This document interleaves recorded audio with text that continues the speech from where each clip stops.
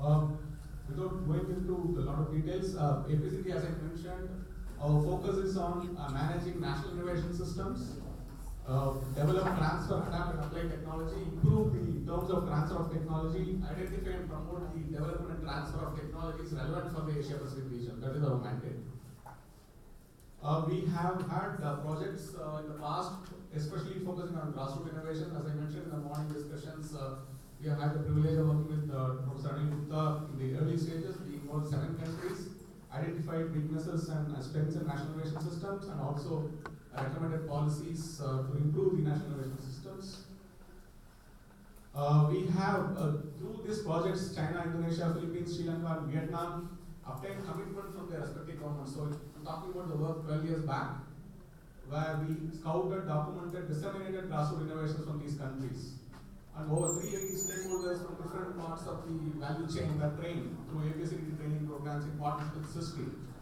An online NIS resource center is already there at the APCT website. Please visit the website, I'll show you. And also, Professor Gupta has been instrumental in developing a directory on green grassroots innovation and traditional knowledge. So this is again an APCT work in partnership with SISTI. We have developed a green grassroots innovation directory. So this is the online resource center. We have the national innovation system case studies of different countries. We have the policy key components of different countries, and also we have grassroots innovation database and directory. So this is available. You can access it from APCT website. And also we have a very popular portal called technologyforsme.net, which is the major gateway of technology transfer in Asia Pacific region. And a lot of countries use this portal. And in fact, we do not have at present exclusive database for grassroots technology, but we, after this workshop, we are strongly motivated to include a separate section for grassroots and also use this database. It's free of cost. It's a UN platform.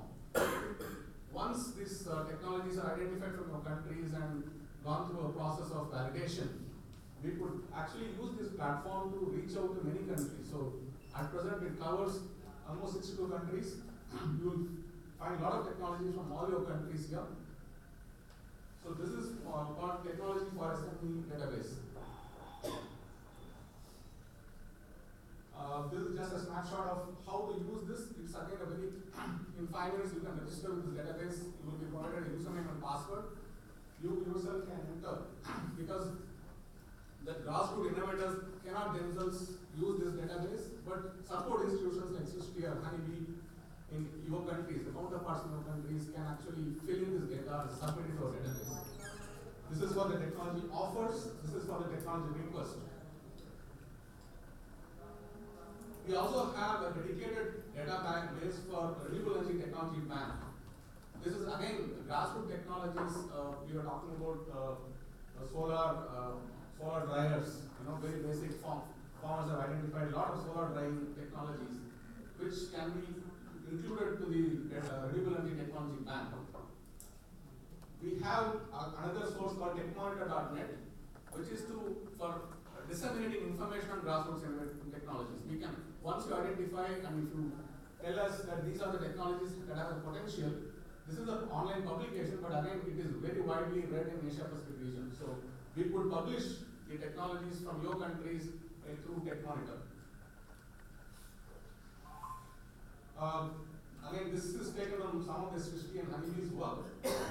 Motorcycle-based, very, very simple technologies, but very innovative technologies. Motorcycle-based dryer, wind power-based water pump, solar dryer, as I mentioned, and bean separator. These are all innovations developed by farmers and very, very useful. This is from China. Yeah, this is from China. The last one is from China. So we have grassroots innovations that has applications in other countries as well in the Asia Pacific region. So we could use APCT's mechanisms to reach out to other countries. Once you identify a good technology in Sri Lanka or India or China, you can transfer that information and get market access in other countries through our portal. Of course, in addition to the databases, we also have an offline support mechanism. You could reach to APCT, you could write to us. If you want partnerships, if you want to identify a partner who can commercialize your technologies. If if you want a partner who can validate your technologies, if you want a partner who could scout, technologies in your country or this. So we have extended channels. We have extensive channels in different countries. We have focal points network. Almost all your countries, APCT has a focal point. We have a channel to reach out to the stakeholders. So in addition to these online platforms, you could write to us and we'll be very happy to identify partners for you, identify institutions for you, even identify training needs. We could organize trainings. For example, intellectual property rights. APCT has developed a training manual for training different stakeholders on how to even write a technology licensing agreement for support institutions who are helping grassroots innovations. So we have a range of training programs. We could come to your country and organize training programs on different aspects of technology transfer. And as I mentioned, we also facilitate cross-border partnerships, networks of focal points, partner institutions, technology transfer intermediaries.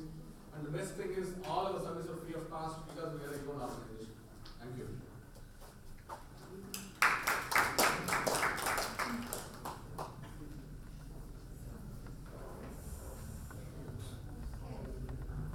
Thanks very much, Krishnan, for putting this offer on the table. Now, I'm conscious of the time. We've kept you longer than planned. And I also see that there's been a lot of excitement and a lot of ideas. So I want to ask you, how much longer you want to continue and explore specific mechanisms to collaborate at the regional level?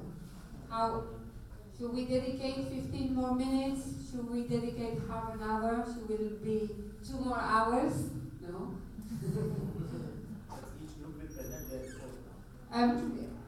That's up to you. I'm asking you. I think that there's at least one thing that I want to do, which is to see what specifically are we going to do at the regional level. What are we going to engage to do next step at the regional level? What we would like to see. If we can have 5 ideas, that would be great. So that will take around maybe 10-15 minutes. And then if you still have energy, then we could report on the 4 groups. Will that work for you? Yes? Yes? Okay. You're not hearing anything. Yes. No, I didn't hear. Yes. Ladies are quiet. The ladies they've been working very hard. But they're quiet. They're not endorsing the idea. Okay, so let's do it quickly. I know it's a long day. So from what you've been discussing, I've seen some of you have already come up with suggestions on how to collaborate at the regional level. So can you just put your hand up and share with you how you would like to collaborate at the regional level? What do you think will be a good proposition? And we can list them there. And if we'll do a round. Let's do it this way. I'll ask each of you to say what you think will be a critical regional collaboration. And then if some of you agrees with the previous one, we will put an additional tick. So we'll see which is the ideas or suggestions that have more support from all the participants, okay? Okay.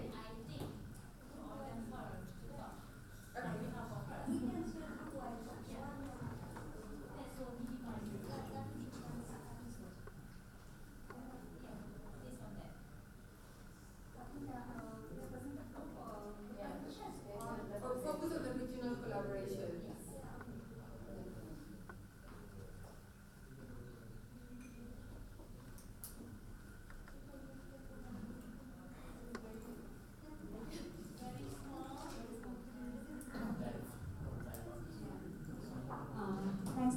Thanks a lot, our team. We identified some need.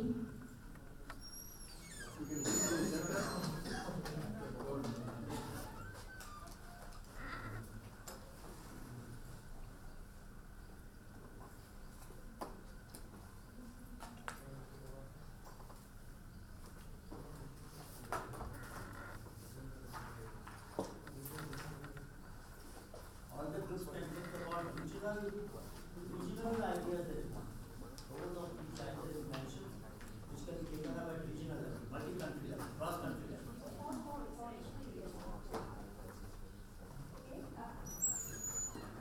we have identified some needs, and we have given the offerings based on the regional cooperation.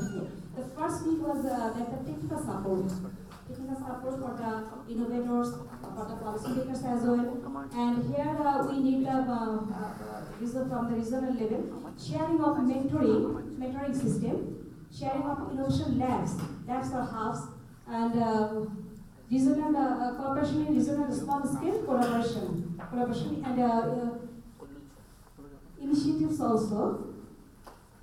The capacity building, knowledge and skill sharing, training and workshop that might be within 2 or 3 countries, just to disseminate some special ideas. Entrepreneurial learning and exchange. It might be for the innovators also. From some countries, one innovators or a group of innovators can go to others country for the just to see what is happening globally. Just to change their blockage because they only need to can see a small area to make them okay. And then another was the global platform for the commercialization. This is the very important thing. We need a commercial platform, open sources, and arranging a physical and virtual platform so that the innovators and investors can meet there virtually and physically. And okay. Here our group suggested something that the admin, in this case, the admin can be India, regional sub-admin maybe Malaysia, communication can be by Bangladesh, awareness Cambodia, awareness Timor Leste, and database and welcome. Okay, making the collaborative collection or collaborative database of the grassroots innovations is also okay, and coordination by Nepal. Then the third need was the R&D, research and development, and we can collaborate here. We can, if there is any scope, we also can share our funding and mentor and other facilities for better R&D. Because sometimes there are some knowledge constraint, some financial constraint. So we can internally we can visually see that what is the need of each country and how we can discriminate, how we can mitigate this.